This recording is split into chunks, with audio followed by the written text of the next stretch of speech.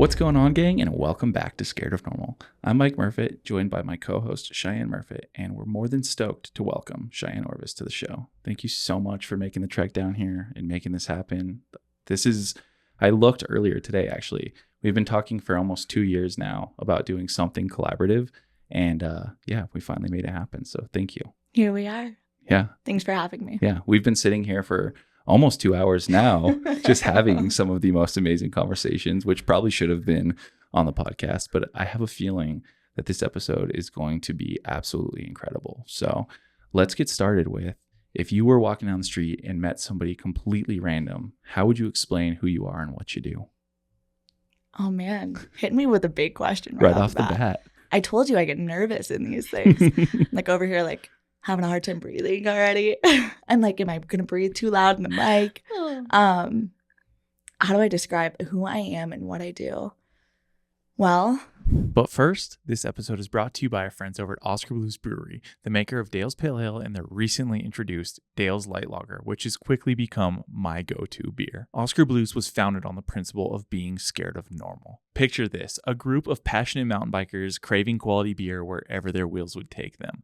That's how Oscar Blues Brewery was born. They wanted to bring their love for beer and adventure together and share it with as many people as possible. As the first craft brewery in the world to can their beer, they wanted to take their love for beer and adventure and bring them together and share it with as many people as possible. Dale's Pale Ale was a trailblazer in the craft beer scene and still continues to fuel adventures far and wide. And now that they've introduced Dale's Light Lager, whether you're planning an epic outdoor excursion, hanging out with friends, or simply unwinding after a long day's work, Oscar Blues has got you covered. I just want to give a massive shout out to our friends over at Oscar Blues for sponsoring this episode. Now let's get back to Scared of Normal.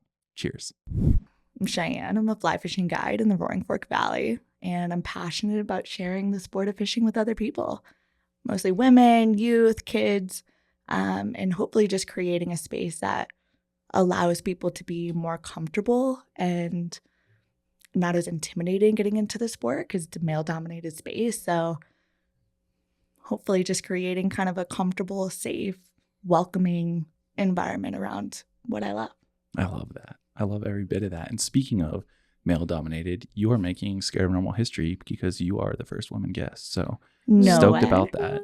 Yeah. That's unbelievable. Yeah, that wasn't by design that, there's been so many men on the podcast. But yeah, I'm stoked that you're the first woman. I feel like it's very fitting. I told you earlier, you're somebody that, like, as we were kind of getting this project rolling, like, I've known you for years through like Facebook and just kind of watched your journey along the way. So it's like, I felt like, your journey and what we're going to talk about here today is very fitting to the Scared of Normal mantra. So I'm really excited about it. I felt that way too. I love the name, Scared of Normal. Yeah. I mean, that's like everything that I have tried to live by. Yeah. Anything but normal.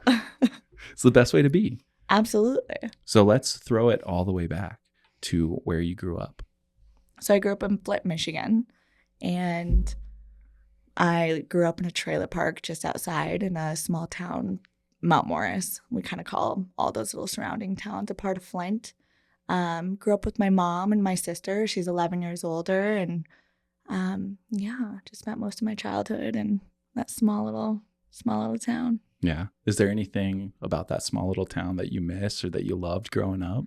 I don't know if there's much that I miss about living in a trailer park and the creek in the backyard that if it's questionable. I went back and looked at it like 2 years ago and I'm like, I played in that creek like barefoot and was like swimming around in that. And I thought that was magical. So it just goes to show like you're a little oblivious when you're 11 years old, but how your perspective shifts. Yeah. Yeah, your perspective shifts. Now I live in the mountains and the rivers but like I didn't know any better. And I feel like those experiences is what allowed me to love the places that I live in now in the mountains and have this like greater appreciation for all of it. So heck yeah, that's awesome. So growing up in the Flint, Michigan area, like what were you doing for fun? Playing in the woods. I was, I don't know. I feel like I've found solitude wandering and climbing the trees. And I think anything that I could do to kind of get out of the house. My mom struggles with addiction. And my sister was old enough to kind of get out of the house and go hang with friends. And so most of the time I was left alone.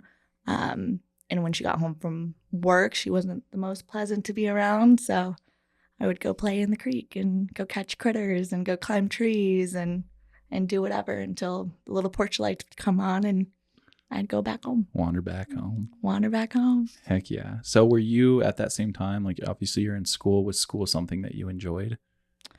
I struggled in school. I feel like I've always had a hard time kind of paying attention to teachers. And I think probably, I mean, I guess I don't want to stereotype, but I think when you have trauma or things at home that aren't like a safe, conducive environment, it's not supportive for learning, you know, in environments like that. So like I feel like I would go to school and I was looking for everything that I wasn't getting at home. Attention, love, and I didn't know how to get that. So I ended up rebelling. So I was a pretty bad student. I was mean to teachers, mean to other kids, and I think most people knew, you know. I think when I was 12, Child Protective Services came to my school to question my living environment. So I think the teachers and other kids kind of knew by looking at me that I was going through some stuff at home and tried to help out in the only way they could. So yeah, that's a tough situation. And, you know, did friends at school or was anybody else going through it that you could align with, or did you feel like pretty alone in those moments? I think when you're a kid, you don't talk about it. So even if there were other kids, which I'm sure there were, especially in Flint, right? There were so many of us probably living similar situations. It's a really poor place to live. So I can't remember really relating to a lot of other kids, but I think, and nor do I really think I felt alone. I think at that age, I didn't know any better. You don't know any different. Like you just feel like that is the normal, right? That's all I knew. Like my mom is that, this is where I live and here's what I do. And it's not until you're sitting in a room full of like a bunch of adults being like, oh, what is your mom doing when you're at home? And I'm like giggling, like, I don't know, smoking some weed. Like, you know, like you just, yeah, that's your only perspective. Yeah, for sure. Yeah, that's crazy. That's a tough way to grow up too, especially when you are in a place that is so impoverished. Like you're saying, there's not a good way to get out of that, you know? I think we're all living in trailer parks. We're all kind of hungry and we're all wearing other people's clothes. So yeah. Did you, when you were going to school, were you playing any school sports or were you kind of just having fun playing around, searching for critters? I feel like my whole podcast episode is going to sound really sad, but no, one time I tried to play soccer, but my mom wouldn't drive me to any of the sports. So no, I didn't play any sports. Although, well, that's probably not a story appropriate for the episode. Never mind. Totally fine. So like, you know, did you start developing a love for any specific outdoor activities at that point in time? I know fishing is such a big part of your life. Is that something you found early in your life, or were you kind of just like cruising a bike around the neighborhood or like just getting dirty in the woods? Was that kind of your thing? So we did have a cabin that we would go to. It was a family cabin.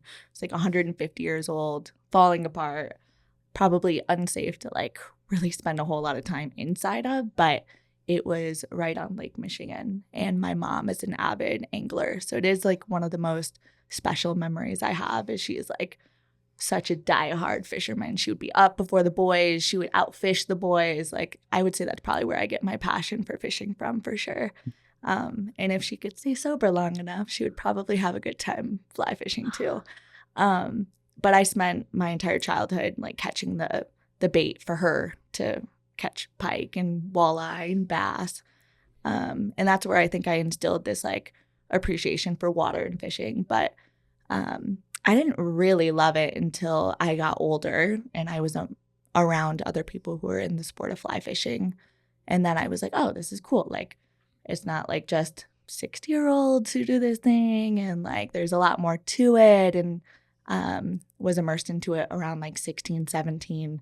And then when I moved to Colorado and decided not to go to college, then I dove into it. So now I'm in like Aspen, Colorado. And there's like 4 rivers. Everybody fly fishes. They've got like rod vaults on their truck. I'm like, oh, this is like kind of a cool sport out here. People like do this. People do this. People do this. Yeah, young people do this. And then I kind of fell in love with it then. Heck yeah. So you just touched on, you know, the opportunity to come to Colorado. When did the first opportunity arise for you to come out here? So I moved around a lot after 12. I lived with anyone who would take me in. And one of the families, kind of extended, like aunt and uncle, allowed me to live with them for a year in Longmont, Colorado. So I lived there when I was 14, and I feel like I got to experience this whole new place. Because up until then, I think I'd gone to Florida one time with some family members, but I hadn't ever been anywhere else. So I'd never seen mountains. I'd never seen such a beautiful place. Yeah. And when I was 17, I was like, I want to go back there. Like, I know, like, life is better than here in Flint. There's more out there. There's more to see. There's more to do. And I just, like, felt this, like, burning fire to go and find the mountains again. That's amazing. Was there, like, a memory from that first initial trip to Colorado that you can, like, pinpoint as, like, that is where I want to be? I remember when I landed, and it's funny that you say that, when I got off the plane and my aunt picked me up from the airport, I remember getting in the car and we were driving and I saw mountains for the first time, like the mountain range. Mm-hmm. And I was like, whoa, like, what is that? Because I didn't do well in school. Like, I really wasn't the smartest gal around. And I remember, like, pointing over and she goes, oh, yeah, those are mountains. And, like, that was just, like, such a vivid memory that I had, like, moving forward. And so I lived here for a little while, and I was a pretty tough kid for them to navigate, and I don't blame them at all. And I ended up going back home. And that memory of those mountains and the first time I saw those was just the force that I needed to bring me back.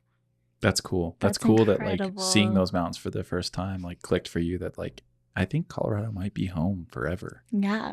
So you went back home. How long did you go back home for? Couple of years, 2-3 years, until I finished high school. And then I finished high school. I lived with my sister. She was old enough to take me in. And I remember she, like, sat me down at the table and she's like, all right, like, college, here's what that's going to look like. You're going to go to school. Her husband was the athletic director at the local community college in Flint. She's like, yeah, you'll go to school. He'll bring you home. You'll study with him afterwards. And, like, I barely made it out of high school. I was like, I don't think that's what I'm going to do. Like, I know you're an attorney and you did so well with books and you were so smart, but that's just, like, I thrive outside. And I didn't tell her, but I ended up booking a ticket. I opened up a credit card and, like, you know, your first limit is like $250 or something. And I'm like, all right, I'm going. Booked my one-way ticket. I remember I, like, shipped my stuff out and to a friend that I went to high school with, and some, like, cardboard boxes, like the only stuff I had.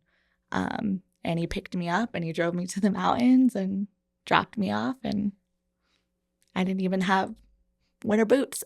Wow. Oh my and gosh. Then you landed in Aspen when you first got back. Is that right?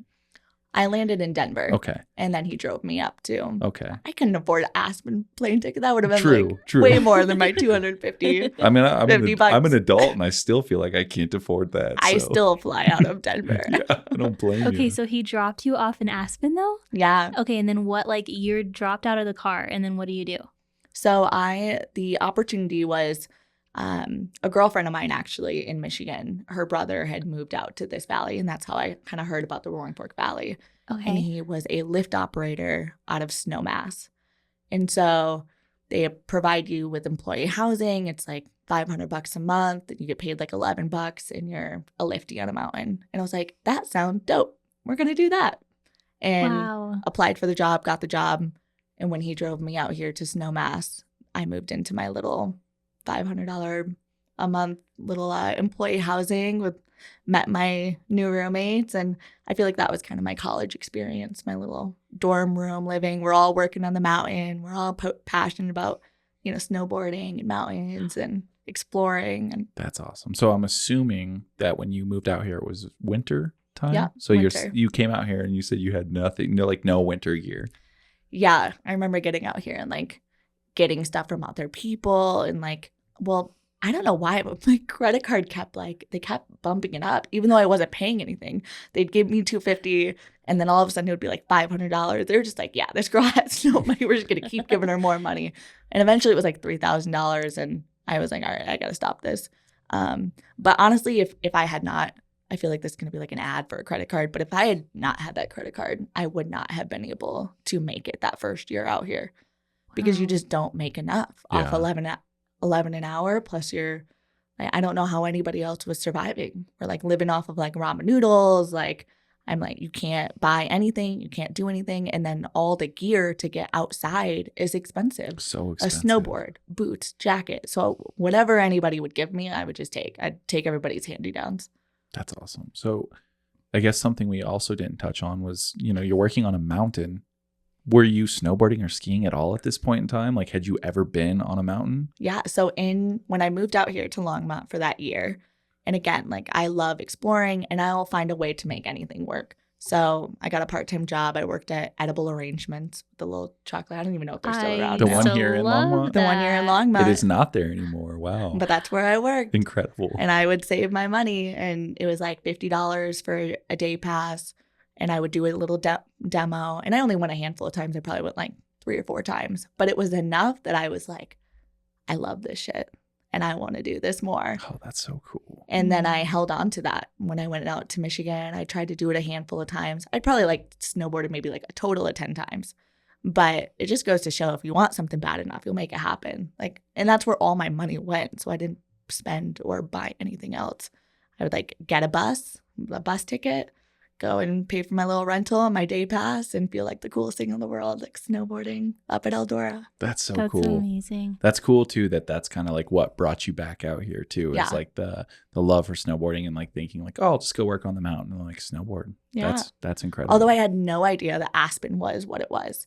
Like I Googled Snowmass, Colorado and looked at like the images, and I probably didn't even do like enough research, but I saw like grainy photos of like a mountain and like what I thought was like the employee housing, but it was like really some like bougie apartment complex at the base that I thought, for some reason, I thought I was like living in. I'm like, oh, that must be the house. That's so sweet. This is the best job ever. This is the best job That's ever. great. The like one gas station, but like Snowmass itself is like pretty small. I didn't look outside of that. I didn't know Aspen. I didn't know that there was like Carbondale, Glenwood, this entire valley surrounding it. So then when I got here, I was like, oh, this place is huge. There is so much opportunity and potential. And I was only a lift operator for like 4 months before I was like, all right, I'm too broke for this. I got to figure it out. And So where do you go from there? I don't think you want my extensive history of jobs. I was a nanny. I was a engineer at a hotel, I was really just like a mechanic at a hotel who knew absolutely nothing about anything. I was like covering holes in the wall with like pictures, and I was like the pro at like hiding shit. They're like, oh, my like remote's broken. I'm like, oh, I'll just get you a new one. Like, we'll figure this out. Like, pro at bullshitting my way through all of it. Amazing. So at what point does it start to shift into like finding this love and passion for fly fishing up there? So within the first summer, I started fly fishing. And there's such a big community of it, right? Like, especially in the mountains, it's like whatever sport you do, you like love, and that's like all you do. So you've got mountain bikers and snowboarders, skateboarders, and fishing. I kind of did it all. I like dabbled in all of it because I love just really everything. But I feel super fortunate because I was around all my friends' fish, so I'd get to go out on their boat or they teach me. And I just really got to be surrounded by so many people that were so knowledgeable and so passionate about the sport. And pretty quickly, it turned into a career. So like after 2 summers fishing, and you can fish year round there, so 2 years, I started working in a fly shop. And then pretty quickly, my boss was like, we love your personality. I think you're knowledgeable. Like, we should get you out on the river with some people, and dove into guiding. And Wow. That's amazing. now here I am 7 years later. Yeah, you're still doing it. Still doing it. Still love it. Still love That's the guiding. best part, right? We Yeah. talked earlier about having a solid foundation, and it sounds like you built one over those first couple of years. And like you said, 7 years later, and it's like that's important to kind of reference back to those early days and be like, yeah, I still love, and I'm still like have so much gratitude to show up and do what I get to do. Right. And I think it's like what we mentioned earlier, it's your why. And like, why do I love it? Why do I show up? And it's to connect with other people, right? And to be able to like share these conversations like all day long. And I don't think it's like that for like most people's guiding experiences, but it's like about fishing, sharing the sport, how to teach them how to like trout and understanding the fishery in our rivers. But it's also like getting to know them and like what they do and like what is their why and like what makes them tick and like really diving deep into like who they are as people and like getting to spend all day long getting to know all these incredible people. Like that just like fuels me. Yeah. I love it. That's really interesting, like that's what you say, because I'm like thinking about all of the other avenues that you said that you explored, and just like thinking through it, I'm like, I don't know that that's as like prominent in those other, like in snowboarding or in skating or in mountain biking or any of those other things. Yeah. Like I feel like it's a super unique opportunity to be able to be super personal and get to connect in the teaching piece of it and in the process of it. I've never really thought cool. about it like that. Yeah. But you actually make such a valid point because in other sports, it's like, all right, like you snowboard, you're not like holding hands with that person the entire way down the mountain. But in fishing, it's like I'm right there with them. Yeah. You know, like I'm kind of guiding them through the technique. I'm like, set it, that's a fish. I'm kind of like, you know, nudging them a couple times to set the hook and they're not quite getting it. But like, you know, there's so much space and opportunity for us to connect and to talk. So yeah, no wonder why I gravitated to the guy. Cool. I wouldn't be able to have all these conversations if I was snowboarding with them. Yeah. We would never make it down the mountain. I'd still be talking at the top. Well, there's so much more like quiet moments when you're standing on the water, right? Yeah. Versus like, you know, when you're snowboarding, like you're going up a lift, that's your quiet moment, but that's so short lived that like your quiet moments are like, you know, when you're done snowboarding and you're driving home in the car or whatever, but like you're usually so exhausted, you're not like really getting into deep conversations or whatever, unless, and usually it's with like a friend, you know, it's very rare that you're going up with strangers or whatever. So yeah, that's a very good point. Yeah. I love that. You're very people-centered. I know. Isn't that so interesting? I'm like so introverted extrovert though. Are you really? Yeah, I have to go home and like take time for myself, but it makes sense because I'm like, I do love depth. Yeah. So I feel like I hold space a lot of times for people. It's almost like a little therapy session on the river. And people don't know that they're walking into that, but then they do.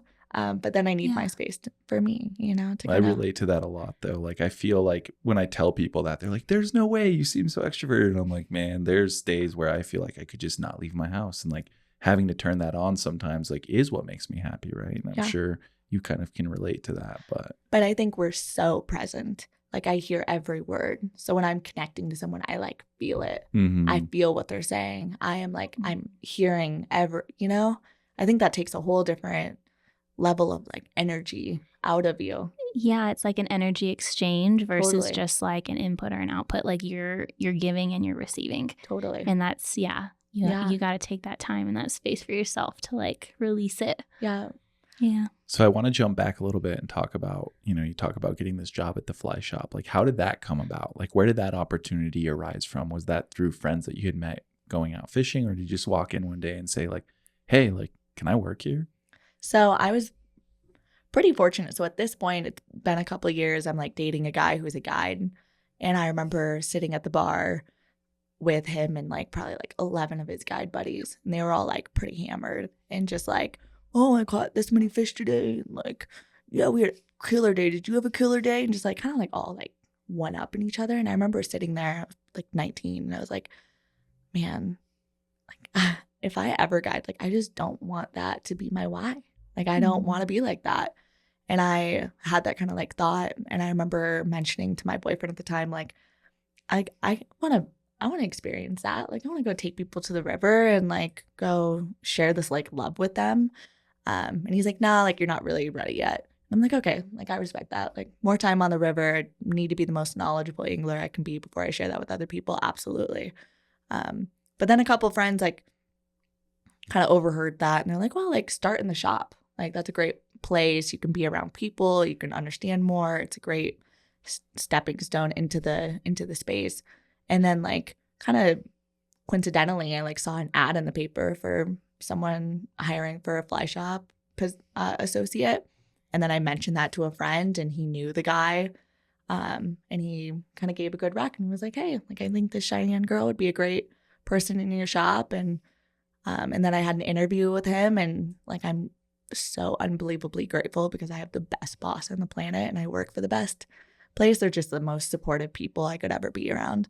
And And I don't think that that's always the case in this space in particular. And I started working for him in the shop, and it pretty quickly, which I think a lot of people were kind of against.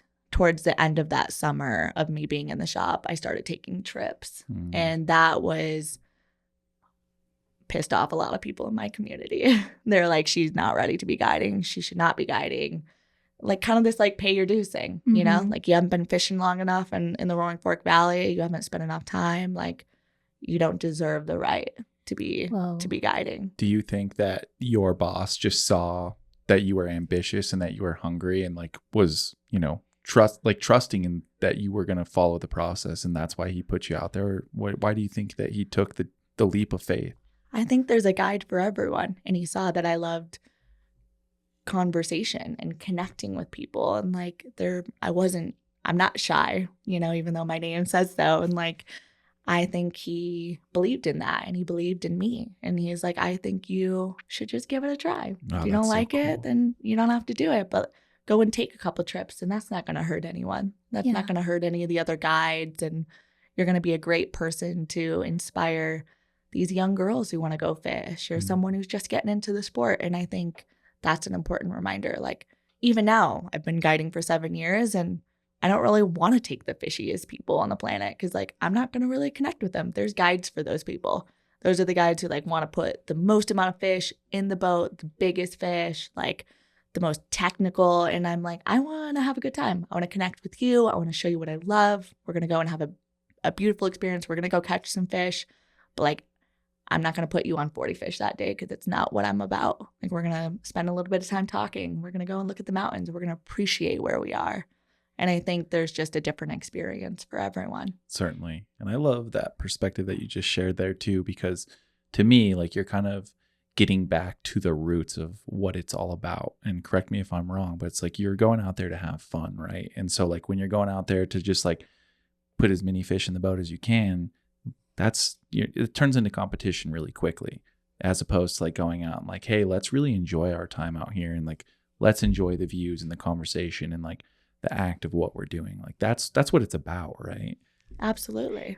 I think it's about disconnecting. It's like utilizing fly fishing for whatever you need it to be in that moment, which for most people, it's like you've had a really long week and it's like this solitude and all you can hear is the river around you and like fish rising. And I think it's important to like take a moment and hear those things and like being silent and letting people like really immerse themselves in this experience that they're having. And I've noticed when I'm around other like some guides, not all guides are like this, but like it's like, set, didn't you see him? Didn't you see the fish eat? And I'm like, I would be so stressed. Yeah. Like if that was my experience, I would be so overwhelmed. Like, I don't want that. Like they're paying you money. Why are you even yelling at them? Like, yeah. Can I bring you back to that like piece that you were saying about how like you being out there at that time like pissed a lot of people off, and like there was a lot of like, I guess maybe resistance there. yeah. Like I feel like that was probably like, how did you fight through that? Because I feel like it could have been so easy to just be like, oh yeah, you're right, I shouldn't be out here, I shouldn't, like whatever that is. Because I feel like that is like feels like in your story such a pivotal moment for you to like have pushed through that resistance and continue to show up and be there and fight for what you believe is like important in your role. So how'd you do it? I appreciate you saying that because I am still pushing. I am still fighting through it. It's so funny because there was just like this unrelentless determination. And I remember the feeling I had when I was like around all these people, because I'm still dating this guy. I'm like still at the bar with him. Now I'm guiding and I'm around all these guys and all of them are like, you think you can guide? I would get phone calls from people and they're like, you're hosting a trip now. Who the fuck do you think you are? No way. Yeah. And they're like, you don't deserve to be hosting trips. Like, what do you think? Like, you haven't spent enough time on these rivers. You haven't spent enough time fishing. And I was just appalled that I was like really irritating that many people, because I was like, you can do it. Like, you can host a trip. What's stopping you? I'm not stopping you.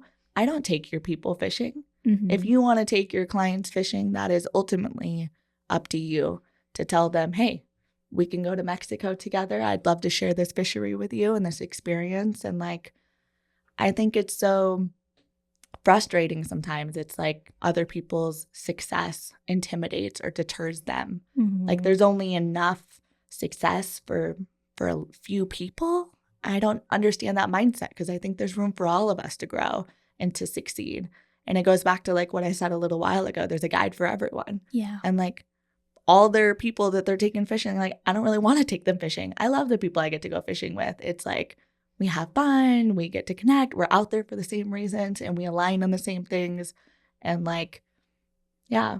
So I think during that time frame when I had to push through, it was this determination of like, no, I deserve to be here. And like, I know my why. And like having to constantly remind myself that like everything that they are telling me that I am, I'm not. Yeah. And I know me. Yeah. And I know my truth. And I know why I'm guiding and why I show up every day. And I'm not going to let their negativity deter me. And I'm still here. That's badass. Wow. I love that. That was incredible. That is incredible. That's, yeah, very powerful. It makes me emotional Yeah, because it was as it really should. hard. Yeah.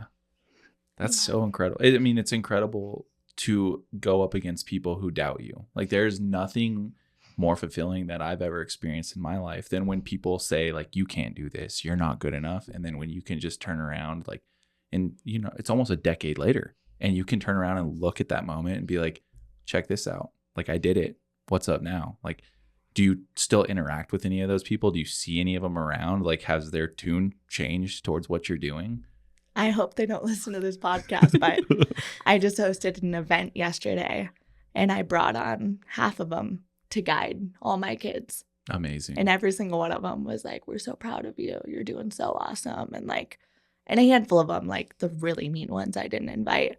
But to see them all show up at this event that I hosted and put on for like youth on conservation and like on giving back, and to have all of them around, they're probably just like, why would they bring us? Why me? Yeah. Why did she call me to like come and guide this? But I wanted it to be like full circle, Yeah. you know, and like we can be a team and we can support each other because all those guides were paid a ton of money. And I raised all this money for this event so I could support the guides for their hard work and for their effort to show up. And we could also be a positive role model for these kids. And they're good. They're really good guides. They're really good anglers. They're so knowledgeable. And I wanted those kids to have that experience.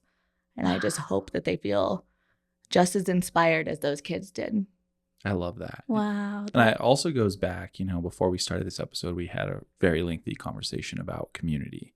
And despite everything you experienced and all the hardships of like working your way through the ranks, like you still turned around and said, hey, this is my community and I want to raise the others around me. Like, you know, the saying of, you know, a rising tide lifts all ships, like that's exactly what you're doing. You're bringing everybody full circle, like you said, and like being able to say like, hey, let's elevate this community, like despite of all the resistance I was met with from the beginning. And that is, to me, the essence of community. So props to you. That's badass. Aw, I'm trying. I feel like sometimes my inner critic is like, there's more. Like you could do more, you know? I feel like that's like also such a beautiful story of like inspiring real change in the industry. And like if that's like the way that you were brought into that industry and you're like, I don't ever want somebody new coming into this to feel that, like you literally like shifted the entire story in that one event that you hosted. Like that's amazing. I hope That's so. really cool. I hope I shifted it a little bit. Changing the status quo, right? Yeah. Like that's Scared of Normal right there. Like Yeah. you're changing the perception of what everything is. And that's very special. So you talked about your boss at the shop. Did you have any other mentors along the way during those early years that were really helping you elevate your game? No, because I wish that I always think about that and I'm like, man, I wish I would have had mentors who would have helped me elevate my game. But I think it's what you just mentioned, like asking questions. So any person I had the opportunity to fish with, I was like a sponge. I'd watch how they fished. I watched what they do. I watched how they interact with their clients, how they taught. I was like just observing every little thing. And asking questions like, hey, how do you rig up your rod like this? And especially in the salt world, because that's just like a whole other wealth of knowledge that I just want to soak up. but taking a moment to really just observe everyone around me. And I will give credit to my ex because he was a really good guide and a really good angler. And I feel like spending the time I did with him just really taught me a lot. And I think the biggest thing that I learned from him was the like, shut up and listen. And I remember hearing him say that, and I did that ever since, and I didn't have a whole lot of opportunities while I was with him, but pretty quickly after, when I started guiding and getting into things, I just remember like that little voice in my head, like, shut up and listen. And that just was huge for me. That's awesome. Yeah. So little nuggets. Yeah, I love that. You shared at the beginning of the episode, that your childhood was filled with struggles and hurdles and stuff like that. Do you feel like that really helped you overcome the stuff that you just described, like in your later years? Like, do you think you would have been as prepared for those moments of being met with resistance if you didn't, have the childhood that you had? Yeah, I think it gave me this sense of strength, but it's a different story for everyone who goes through trauma. It's either this, like, you sit in your stuff that happened to you, or you fight through it. And I chose to be like, I'm not what happened to me. I'm not a product of my story, and I can be so much more than this, and I can do more. And I think all that I went through set me up to probably endure all the backlash and the negativity. And like, because all of my family was that way too. Most of my family was like, oh, you're going to move out to Colorado. You're never going to make it. Or you're not going to go to college. You're never going to amount to anything.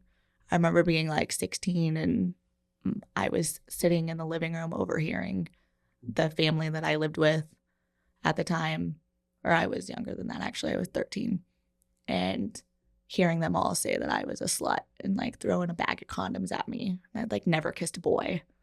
And so I think just hearing all this stuff and knowing that it wasn't true helped me for when I was in the same exact situation later on, right? Like, I know that wasn't true. It was just their own insecurities. And it was just coming out at me. It was their stuff, not mine. Yeah, it's usually like the reflection of yourself is what you project onto other people. Absolutely. And I feel like, as tough as those moments are, it's very special to learn that at a young age. Like, even if you weren't consciously learning that, like, you were learning that. Yeah. That's as special as it can be to go through really hard things, right? It teaches you all those lessons if you want to be taught. And I wanted to. In a lot of like my childhood situations, I remember like sitting there and like having and feeling my stuff and thinking about what happened and reflecting on it. And I think it allowed me to have this self-awareness, and at a pretty young age. And I've been able to do a lot of the work around my trauma and do a lot of work on who I am and how I can continue to grow and how I can be compassionate and empathetic and on other people's stuff when they haven't done the work yet. And so I'm glad that I had the childhood that I had, because it made me who I am, and it allowed me to be where I'm at now. I love that. So as you started growing up, getting a little older, at what point did you start getting into the growth mindset that you're in now, where you're like, I went through some really hard shit. I'm also living this life now where you're like doing incredible things every day. But what point were you like, I'm going to start working on myself? Like, do you remember that moment? Yeah, I think when you're in it, you're not really given the opportunity to work through it. And you just don't know what happens until you're out of it. So it wasn't until I moved here, and it was like pretty quick after, because everyone was partying and I was just not feeling that. And I was like, man, like, I really need to like look at stuff. And I think I started to like learn about who I am and what I loved. And I spent a lot of time alone. And so I was probably 18 at the time. And I really started to do the trauma work.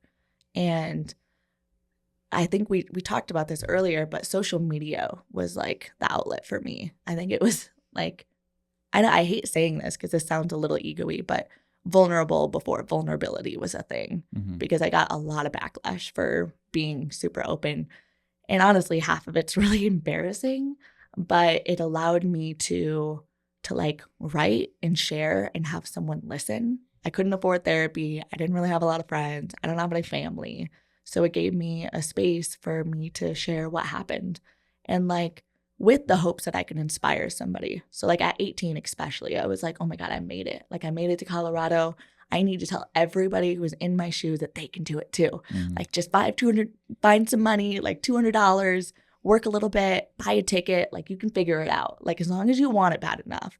And I just wanted to like shout that from the mountaintops, like get the hell out of Flint. Like there's so much life out there to be lived. And I think that was just like my message. And to be honest, I think it's what accelerated my entire career.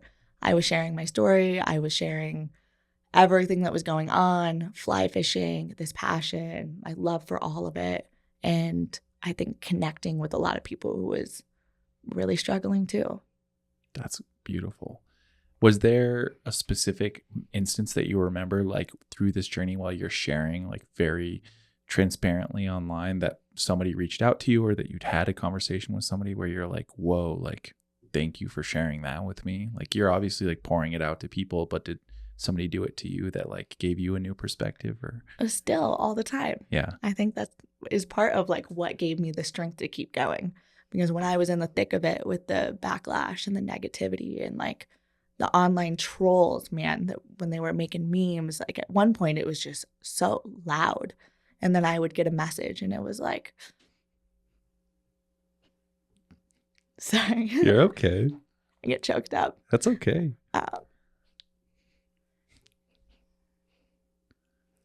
Take your time. Who knew I was so sensitive, so emotional today?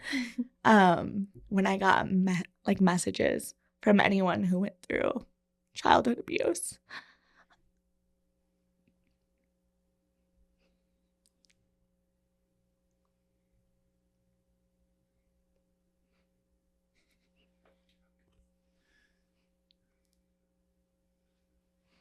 It gave me strength to keep going. That's the beauty of, you know, these platforms, right? Like being able to be vulnerable and share with other people, like you're not alone, you know? And like, I feel like, especially, you know, we touched on the social media stuff earlier, like You're so sweet. It's very easy to feel alone, especially when people are sharing their highlight reel on the internet. And so to be able to say like, yo, life is not always as beautiful as we pretend that it is. And so being able to share that vulnerability, you talking about that right now and showing how emotional it is, like there are people that are going to be listening who are like, shit, I went through that too, you know, and that hits home with people. And I think that those are very special moments to share with other people, to know that like this is community at the end of the day. And like, as you know, humans, we should be able to connect with other people and like, you know, make other people feel at home and happy and not feel so alone. So yeah. Hold space for them, right? Certainly. Like, I think it's the not alone part. So as much as they felt not alone by me sharing, like it was the same for me. Like every message I got, I was like, oh, like I'm not alone.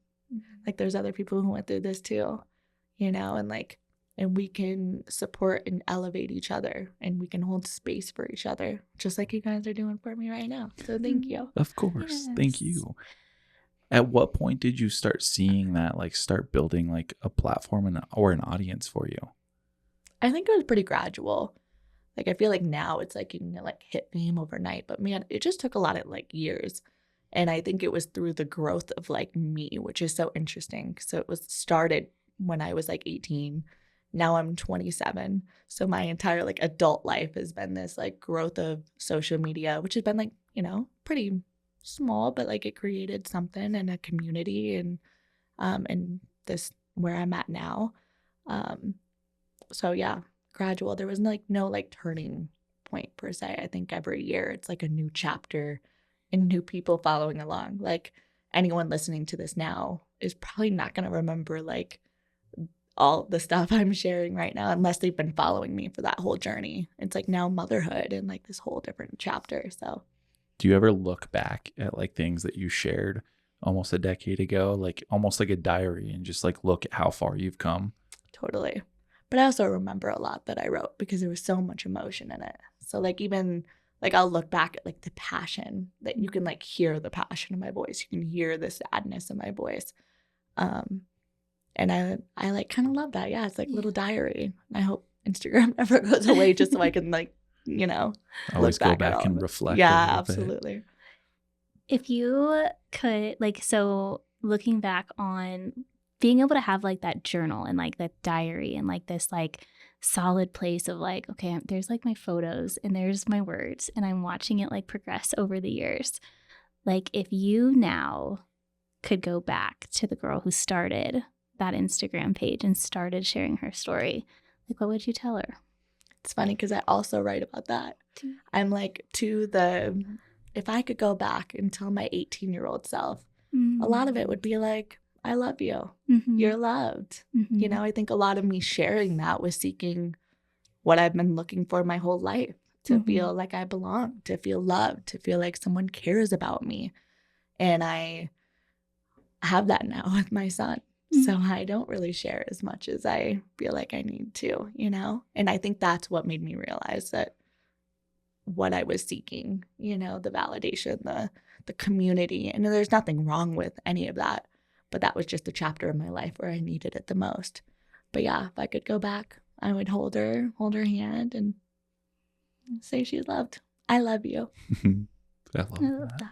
Yeah, just feeling seen is such an important thing, right? Like the love and like, yeah, it's a tough balance too, because I feel like, you know, in your younger years, like sometimes you need that, like that feeling of like, I want to be loved, I want to be seen, to push you through those hard moments. It's like that reflection point when, like, I don't know if I was felt differently at that age, would I be where I am now? Like, do you ever think about that? Yeah, absolutely.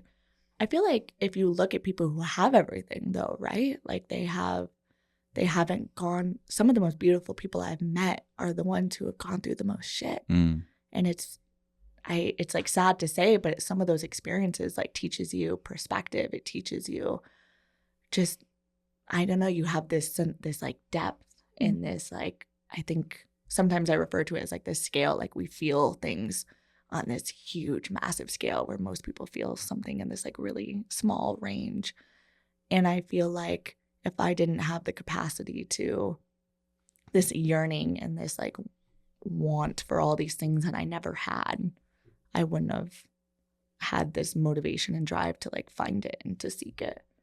If I felt content and happy and loved and all that, like I probably wouldn't be where I'm at right now, because I wouldn't have been looking for it in fishing and then on the river and in the mountains and on that plane ride over here and through all the people I've connected with.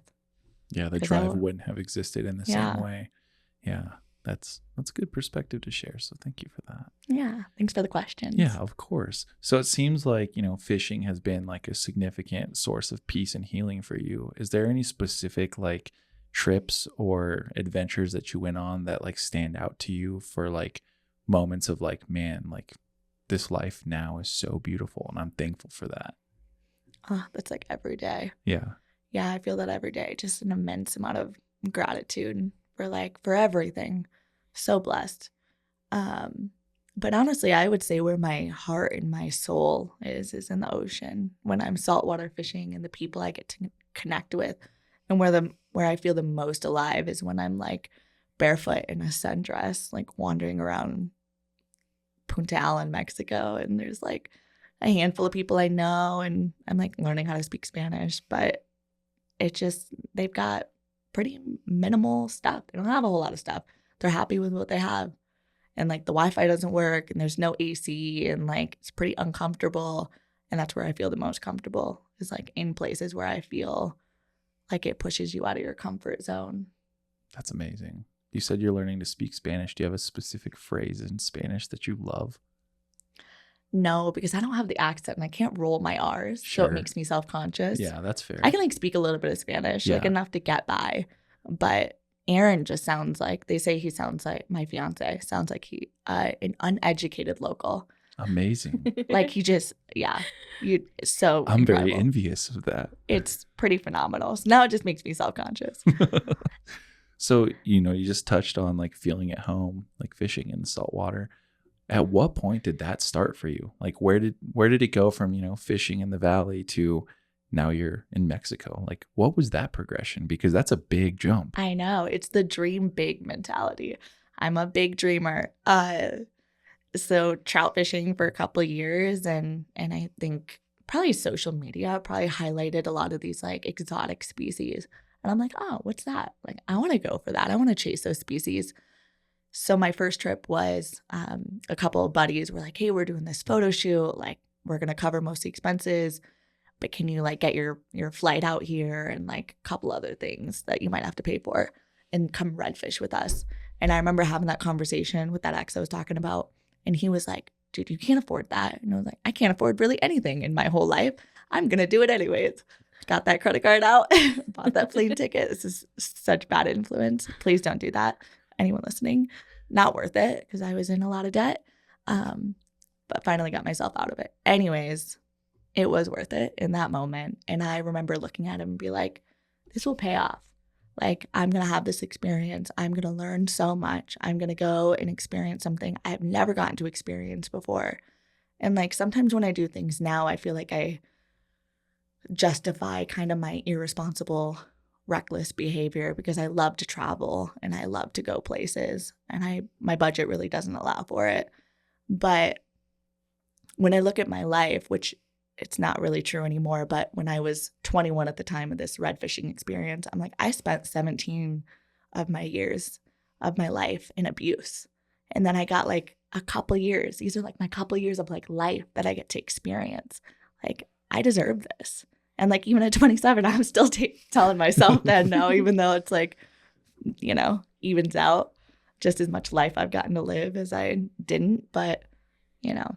Well, I think it goes back to the why too, though, is like being able to go back and experience or go out and experience the things that you want to do. Like, you know why you want to do that. And so say you call it reckless behavior, but I think it's just referencing like your beliefs and your why. And it's like, that's very important to have. And I think, you know, I urge people all the time, I'm like, figure out what that is for yourself, because even if it means putting yourself in debt, which yes, debt sucks, but like, how much life have you lived through that, you know? And like, at the end of the day, money is just money, and like debt can be stressful too. It certainly can be. Right. However, like, it has built an entire life for you. Yeah. And that's very special. So the sacrifice of like running that credit card up, like, paid off tenfold. And I think maybe you don't think that you had a plan for it, but I think you did. You know what I mean? Totally. Like, I totally had a plan, and which is why I swiped the credit card at the time, which I no longer do anymore, by the way. I should probably preface. I am not just swiping my credit card all the time. But I did do it for that one trip. And at that one trip, I when everyone around me again was telling me it's not a good idea, it's like trusting your instincts, you know, and like going with that. I feel like so many of us have that voice inside us that's like, oh, I really want to do this. And then everyone's like, dim your light, dim your light, dim your light. Don't do that. Here's why you shouldn't, because I was too scared to do it myself, so you shouldn't either. exactly. And I feel Mhm. like that's something to be very perceptive of. Generally, in my experience, when people are telling me exactly to do the opposite of what I'm doing, generally it means run as fast as you can at the thing they're telling you not to do, Exactly. because people are scared of, you know, challenges. They're scared of adversity, and they also didn't take the chances. So usually if somebody is telling you not to do something, like, you're probably headed in the right direction, Right. right? That's awesome. I Yeah. love that you had that foresight to go after it. So you go down to Mexico. Is that where you went on the first trip? I went no, I couldn't go to Mexico. Well, I probably could have, but red fishing in Louisiana. Okay, sorry. So before we were on air, you mentioned manifesting. Yeah. And I'm curious if at that point in your life, were you like into manifesting your own reality and those experiences? Because I feel like that is one of those like times where it was like, I'm trusting my gut and I'm trusting my intuition. I know what I want to see and I know what I want to experience. And it's all going to align itself out and it's all going to like figure itself out. Yeah. Were you like in that space yet or no? Well, it's funny because I think I was doing it subconsciously. Like now as an adult with the awareness around like what manifestation is and like energy and all of that. At the time I didn't know any of that. It was Mhm. just this like this knowing Mhm. that and I'm so grateful that I trusted in myself, even though I feel like everything in my life probably should have taught me not to. But this knowing was like, you should do this. And I'm so glad that I've always trusted that. Yeah. Like I and still to this day, when there are like moments that challenge my beliefs or my values or the life that I'm living, and they're labeled as like I'm too direct and I'm strong-minded and I'm opinionated and I'm stubborn, and I take that as a like I have a relentless love for this knowing and appreciation for this knowing, and if I feel like I am supposed to do something, I will do it. I feel Wow. like that headspace is very intimidating for people too, of like knowing what you want to do. Again, kind of going back to what we talked about before this episode, like societally, like we're kind of taught to like follow the herd and go with, you know, the flow of what people are doing. So when you're kind of going against the grain, that's very scary to people, and because they're not taught to think that way. And you know, some people are just, that's just how we think, right? And so that is a very special thing. But it is intimidating to people. So you do end up feeling kind of alone in most of your decision making, because you say something to somebody and they're like, are you crazy? Like nobody does that. Oh, I think it's like a feeling that you have forever. And you don't get to meet other people who also feel that way, because I have such big visions. It was like this baby book. So by the time this launches, my baby book will probably be out. And I had this like small little moment where I was like, I should write a kid's book. And like the people around me were like, that's a little ambitious. Like you just had a baby like a couple weeks ago. Like, why would you do that? And now I'm doing it, and I'm going to publish it and like follow through with it. And I'm so excited about it. And it's just like little things like that, like just following through and doing it regardless. Well, I think that's another thing too, is like everybody dreams, right? But it's very hard for people, I think, to realize visions. Yeah. And it's not something that we're really taught to do. Do you know, like, at what point in your life that you were like, you had this dream, and you like started to realize that you could turn those dreams into reality? Was there like a turning point for you, or was it just kind of like the moving to Colorado, taking the jumps, like just sending it because that's what you knew how to do? I don't know, because I ask myself this a lot, like where does that come from? Because I don't know this like specific moment. I think I've just kind of always been that way. And when I moved to Colorado, everybody else labeled that as like, oh, you're just running away. Like you're running away from your problems and your stuff. But it was that vision. It was like I saw myself getting on the plane, moving to Colorado, and that was going to be the start of this life. And I remember sitting with my dad and telling him what I was going to do. And I was like, I think this is what I'm supposed to do. I think it's going to be huge and it's going to be life-changing for me. He's like, all right, kid, like good luck. And I did it, and it has been life-changing for me. So it is that vision that you're saying. And it's like, how do we see those and how do we share with other people that when you have those moments where you envision like, man, I feel like I'm supposed to do this thing. Like you should probably do it. Like listen to that. Pursuing the calling is so important. Pursuing the calling. Talking about like being rigid in your beliefs and like unwavering in those things, I'd like to kind of talk about like some of the partnerships you have. Like, I feel like you have some really unique brand partnerships, which is very beautiful. And I feel like you don't end up with those partnerships without being like rigid in your beliefs. So like, do you feel like your personality type has helped you land some of these partnerships? Or do you think it's kind of hard to work with brands sometimes because they ask you to do things that you're not willing to do? No, it's kind of interesting because I feel like all my partnerships are outside of the fly fishing space, which I don't know if you noticed, but I don't have really any partnerships in the fishing space. And the only one that was willing to believe in me and my mission was Temple Fork Outfitters. It's a rod company. But everybody else is like, oh, her last name's Orvis. We don't want to work with her. That's a conflict. That doesn't make any sense. Like, why would I work with her with her last name is that? And she's too much. Like my platform is too much for this space. For a long time, my vulnerability was too loud. My voice was too loud. I was too young. I didn't deserve to be here. So like all the stuff those guides were sitting around and saying about me, like most of the fishing space felt that way too. And I think because it's such a small little niche, and luckily I've been around long enough that I think I've proved a lot of people wrong. They're like, oh, this girl's still here, and like we've seen her cast and we've seen her fish. Like she's actually not bad. But I think most of the brands that I work with are like they're a little more like self-aware. There's not like this ego so tied up in their stuff. So they're willing to like see me for me. as like someone who is owning space and someone who's ambitious and passionate and driven. And I'm grateful for the brands that support that.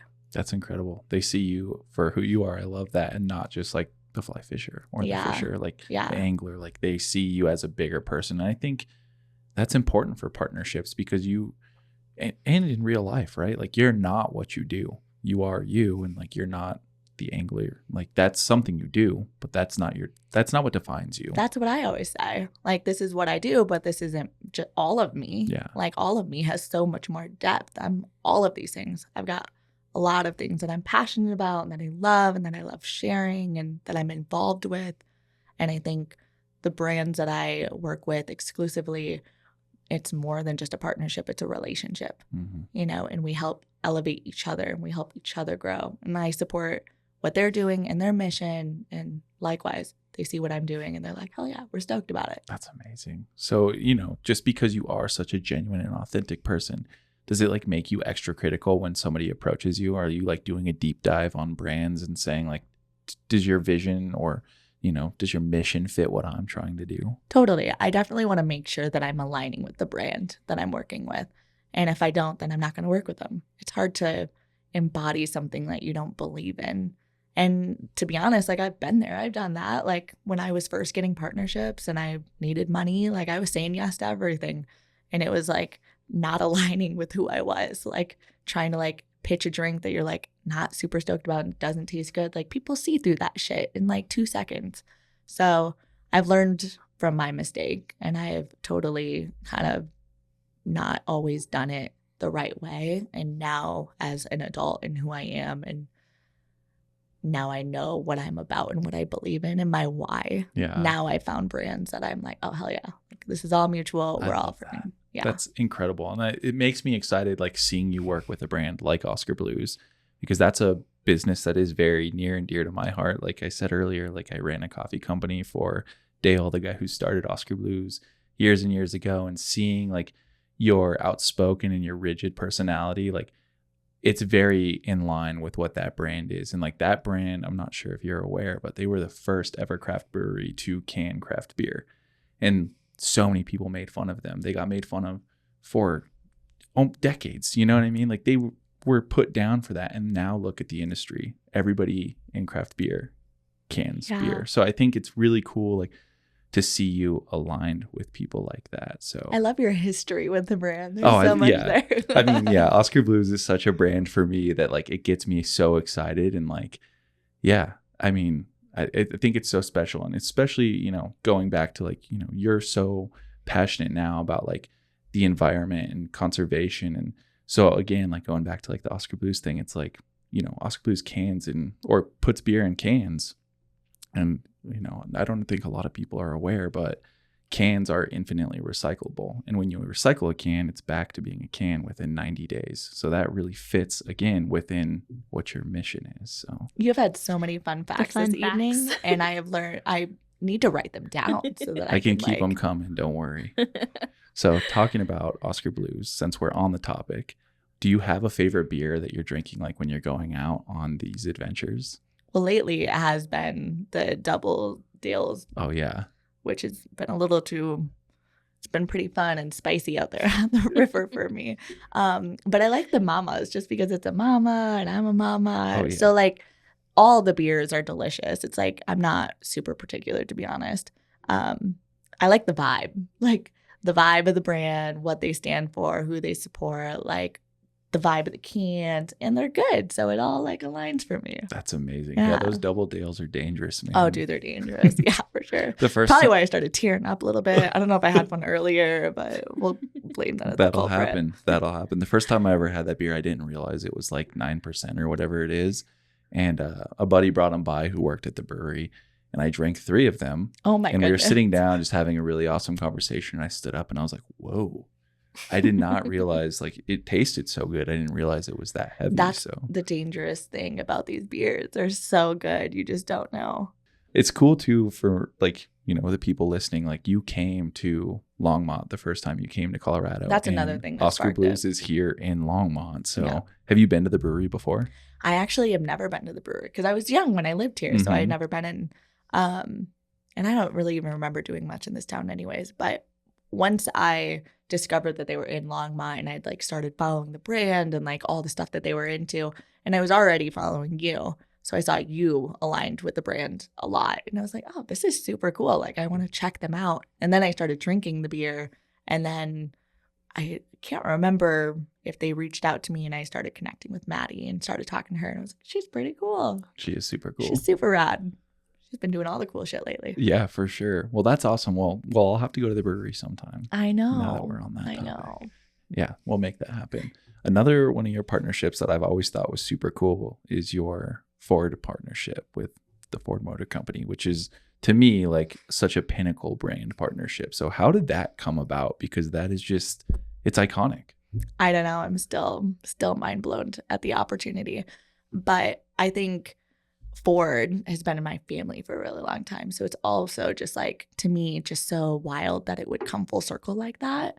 Like half of my family works at the factory. Like my mom worked at the factory. All of them, you know, are driving Fords because they get the little factory deal. So it's been around for forever. Like the Michigan car, like we're Ford. I didn't we're even Ford consider people. that Yeah. parallel. That's even more incredible. So that was part of my story when they first reached out to me and connected. I was like, my first car was a Ford Ranger. It's crazy. And most of my cars have been Fords. I had a Ford Explorer and a F-150, and then got the Bronco, and it just feels like home. So I feel super grateful for the opportunity to be a Bronco ambassador. Like it's crazy to me. And you picked the best color too. Oh my God, the color is so rad. It's so vibrant. The tie back to, you know, the family stuff and the factory being near where you grew up. That's such a special thing. Yeah, it's so crazy. Do you have like a memory with an old Ford? Because I feel like I can remember like just my parents' old cars and being like, oh yeah, I remember when I was driving in that when I was like 6. Do you have Mine's the Ford Ranger. the Ford Ranger? And I didn't get that truck for very long, but it was the family that I lived here in Longmont with. And they got me a car to drive when I was 16. And I had like this video. I actually posted it recently, but I like started crying because it was like what? Like, you're gonna let me drive this truck? Like that's the craziest thing that anyone's ever done for me. It was just like an overwhelming feeling. And, you know, like I've been a Ford girl all my life. So to have my own little pickup truck was so cool. Wow, Drove- what a special That's experience. amazing. That's Got like to drive it while I lived out here, put some sandbags in the back because needed it. Yeah, when the snow starts coming down in one of those little pickup Yeah. trucks, that's a slippery slope, so to speak. For sure. So you've touched on it a little bit, but you're a mother now. Yeah. Congratulations. That's Thank you. so incredible. That's almost coming up on a year now, right? I know. He's 9 months. It's crazy Wow. how they say like time flies, and it really does. That's so cool. So how has becoming a parent shifted your perspective? I don't think it really has, to be honest. Really? I think similar to what we were talking about earlier, this like knowing, like Mhm. I've always known that I was gonna be a mom, that I wanted to be a mom. And like that was also one of my whys. When I was probably 10 or 11, this little girl lived with us. It was like kind of a long backstory, but like my sister's friend, whatever, they didn't have anywhere to live. And she just had a baby. And so she and her daughter lived with us for a little while, and I ended up taking care of that little girl. And that was like I feel like my first baby. I feel like I was probably her big sister, partially her mom for the first couple years of her life. And even while I was moving around, she was like the most important thing in the world to me. And I think that experience really had such a profound impact on the way that I mother now. You know, so it hasn't really shifted my perspective in a lot of ways. If anything, it's given me more purpose and more passion and more, it's just like even fueled this why. Because now I've got this like little human that I get to do all of it for, and I get to share all of it with. And it's been a beautiful ride. It's been beautiful to watch, I'll tell you that. And like Aw. talking about you, like you saying, like sharing it with him, like you get to take him on so many incredible adventures. And like I feel like in the first, 9 months of his life, he's done more traveling and living than most people do in their whole entire lives. And yeah, he's not even 1 year old. So like to bond like that and like be able to, share experiences and these timeless like memories. Like that's so special. Is that something that you've done intentionally, or is it just like, hey, like you're coming with us because like this is kind of out of necessity, or is it a little bit of both? I think I know that the experiences will shape him. Maybe not now, but they will eventually.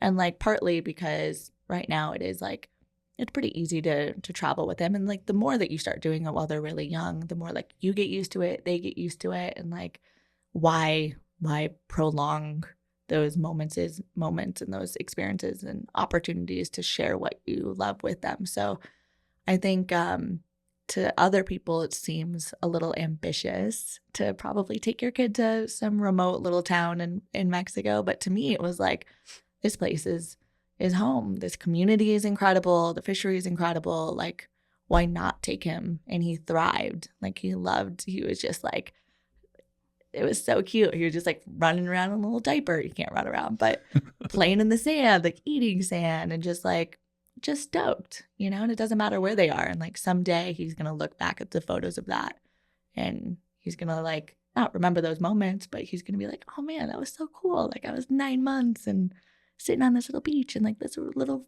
remote little place in Mexico. Yeah. Thankful, right? Like, probably, yeah. Hopefully there's a sense of gratitude around it.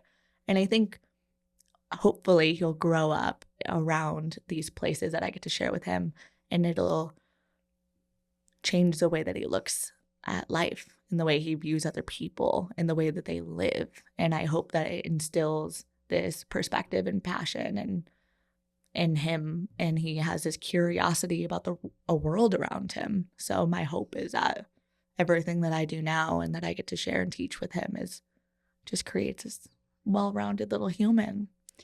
You made a post recently, if I'm not mistaken, about traveling with him, right? Yeah. And I think one of the reasons that you put on there to travel with your little ones, it was so beautiful. It made me tear up because I loved the piece where you were like, they might not remember this, but you will. And so I'm curious if there's like an experience or a place that you're like looking forward to experiencing with him, even if you can't remember it. I feel like that's like every day. Every day is that moment. Like every day when I take him to go fishing on the river, and I think it's as we step into the role of being a parent, it's no longer about your experience out there. So when I go to the river, I'm not like, man, I need to have a killer day on the river. Like it's slaying fish. It's like, oh, like let's go look at some rocks and some bugs. And like, it just changes my perspective to be less focused on like what I need in that moment and like how can I integrate him into that and share it with him. And I think about those moments every day. I think about those moments that I get to share with him. And even if it was really hard and chaotic and he was crying and like none of it worked out, all those moments have been so much more memorable than any of the ones that like I've had for the past my whole life. Yeah. With him, it's just so much better. I love that. So You're gonna cool. make me cry. It's so cool and so special too, and like to be able to, be intentional about the way that you're going about being a parent, I think is really cool because, and I go back to like the social media thing, like we are able to be a little more intentional now because we can see these things where like, our parents' generation probably couldn't have been, they were just trying to do the best that they could and they didn't know any better. And now we get to see it on a broader scale. And there is a lot more transparency, whether it's good or bad. Do you think, you've learned a lot through being transparent on the internet from other people that you take into motherhood? Totally. I think watching other people parent their kids is awesome because now in this day and age, people are like wanting to share information. So I get to learn so much about like how to travel with your kid. Like imagine not having those resources and not being able to Google like, how do I pack for Mexico with my 9-month-old? And like, how do I even get there? Like you just go with this unknown. Mm-hmm. And I think we have this luxury of like learning from other people who have already done it. So now I get to share that information with other moms who are getting into it. Someday, you guys, maybe. I was just going to say, as two hopefully future parents. I know. You'll be texting me all the time. It'll be 2 a.m. You're going to be like, what do I do? What do I do? Okay, so give us your best parenting advice.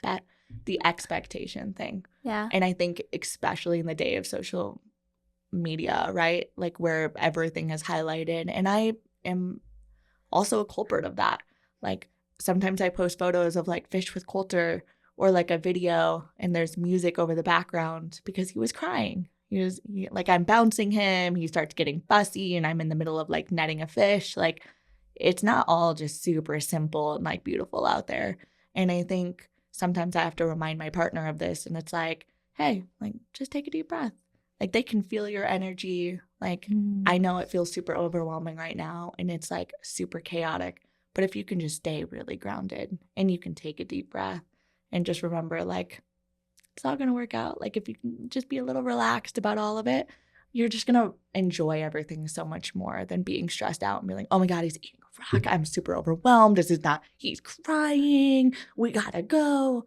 Like just figure it out. And like, because that's your new norm. Like that is now your life. Like it is going to be a little overwhelming now every single adventure.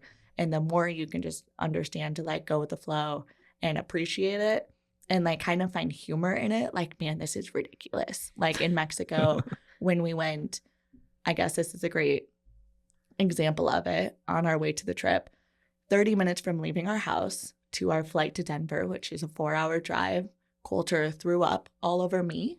And that was the only outfit that I had like brought in the car to like travel with. Everything else was like sundresses and like fishing clothes. And I didn't want to go through any of it because there's no washer and dryer in Mexico. And then he shits everywhere like an hour later. And we're only like 2 hours into our ride. Oh. And we have to like make the flight at a certain time. And then we get there, found out the stroller was broken. And we need the stroller to like transport all of our luggage and the baby to this little place that we're staying. There's no ride. So we got to walk a long ass way. We're like, how are we going to get the stroller there? And then I never put his name on my plane ticket. So he wasn't registered on this international flight.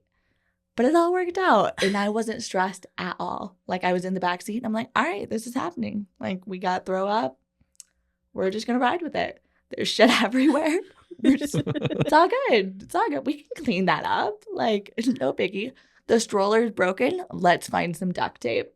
You know, like if you can just like make it kind of funny and be like, this is chaotic versus like just getting super overwhelmed, like you're going to look back and appreciate those moments. That's amazing. So much more. And I feel like that's very relatable to just almost every circumstance in life, right? Like, totally. If you can approach almost everything with that kind of mindset of like, well, it could be worse. And like, if you look at it from this lens, like this is kind of funny. Like I'm watching a movie right now. I'm it's just like, in it. Just zoom out a little bit and like look at the chaos that's unfolding and just kind of laugh at it because like, wow, that's pretty comical. Like all this shit that's going on that like you probably could have been a little bit more prepared about. But for sure, it's like the lens that you look at it. And I think maybe because I've gone through so many like circumstances, I'm like, well, like none of that stopped me now. Like didn't stop me then. It's not stopping me now. Like, yeah, just hammer down and keep moving forward. Yeah, keep moving forward. You talked a little bit about being out on the water and Coulter crying. Have you had like, has it been difficult to blend motherhood with the business stuff, being an entrepreneur? Like, has that been a difficult, like finding your rhythm? Totally. It's funny because now I feel like I'm this raging feminist and like the world was not set up for our success because I feel even more motivated now to pursue these like passion projects that I can share with him in the future or just like all these things that I'm feeling super inspired by. But like I can't afford to, like I got to stay home with him. We can't afford daycare. A babysitter is expensive. And now I'm getting a babysitter to help support so I can take some time to myself. But then the time just doesn't feel enough. It's this overwhelming balance for sure. And it's not going to deter me. I will continue to find ways to navigate like how to show up for him and be the mom and spend time with him and also do the things that make me happy because that time is really pivotal, which is why I don't mind justifying and trying to figure out babysitter expenses. But it's kind of crazy. I did the expenses for guiding. And after walking away just from a 4-hour trip, which now I live an hour away from the shop because rent's more affordable further away. A 4-hour trip with the commute turns into an 8-hour a day. And then you subtract how much it costs for a babysitter. I end up going home with $43, Wow. which makes no sense to be away from my kid for 8 hours. Oh my gosh. So I'm gonna cut down to part-time guiding because it doesn't make sense. And I'm gonna do it because I love it. And because I have people that I've connected with that feel like family, and I want to go share the river with them. But financially, it's like, how are you supposed to do it? Like, how are you supposed to continue your career while also watching a child? And then it's like, none of it makes any sense to me. Yeah. It's so crazy. That's a hard balance to strike. It's almost impossible, right? Like, No, it's why women stay home and take Mhm. care of the kids, because they can't, there's just not really any other options. It's like There someone really stays isn't. home, someone's got to do it. And then when your kid is there, you got to give them the attention and time. I remember my partner being like, well, can't you work from home? And I'm like, are you kidding me? Like you stay home with the kid and then you see how hard. And then he did. And he's like, oh, okay. No, I get it. yeah, That I could makes not sense. even, I can't even work at home with her. So I can't imagine a kid. Seriously. Yeah. So you Something that touched, needs attention. yeah, 100%. So you touched on a little bit, like, looking to get the babysitter so you can like pour back into yourself. Like, what inspires you, and how do you refill your cup to show back up as 100% and like strive to grow and do better every day? Such a beautiful question. I feel like I find happiness and fulfillment in a lot of different things. And it's just in like a conversation, like as simple as that. Super simple things. I don't need much. And I think it was really important to me on day one. And every mother, parent's different, right? So like what I need might not be what you need. And like it all looks different for everybody. But for me, he was born and I was like, okay, you are so important to me. But in order for me to show up for you, I have to show up for me. And since day one, it was like, okay, this is going to be really hard to step away, but I need to find someone to step in to take care of him so I can fill up my cup, so I can come back to him and be rejuvenated, happy, and the mom that I want to be instead of burnt out and tired, because it's exhausting. And that time away for me is like when I get to go fishing, or when I go guiding, or when I get to connect with brands and catch up, or create content and go adventuring. And yeah, I feel grateful for any little moment I get to like fill up my cup. And then I go home and I see my little babe and I'm like, oh, there's not, like, I'm excited now to go Yeah. home. And even though he's sleeping, I'm going to go look at him in his little crib asleep. Oh, that's beautiful. Like, I made that. That's my Mm. little human. It's so cool too. Like, you talk about like creating content for the brands, and I love seeing the content that involves him too. Like, it's Oh. really cool to be able to intertwine passions with, a human that you created. Like, that's insane, right? Like, to Yeah. be able to just, everything in life comes full circle, and it like is all intertwined and it all kind of works together. And it's, I don't know if you can create a life that way consciously, or if sometimes it just falls into place, but it's beautiful when it works out that way, right? Yeah. I think there's that willingness now to be uncomfortable. So in order to live a life where you share your passions with your kids, I think most people, they give up camping and they give up all their stuff that they love because they're like, well, it's easier at home. He's got all of his toys, his crib, his bed, and they get into this like routine. And like even now, coming down to Denver 4 hours away, I'm like, all right, like we're probably not going to get any sleep tonight because he's got his norm, right? He's got his stuff at home. Like his home is his safe place. You get cozy there. He's good there. And then when you leave that, shit gets a little harder. So like you just got to be okay with it being a little harder Yeah. and still do it. Heck yeah. Well, I want to jump back a little bit to talking about like, moving halfway across the country, opening up that credit card, racking up the debt. It all seems to have paid off. So I'm curious, like, what has been a big failure along the way, and like, what did you learn from the experience? I'd say that big failure was mentioned a little while ago, but working with brands I didn't align with. I think that was me straying from my values and what I align with.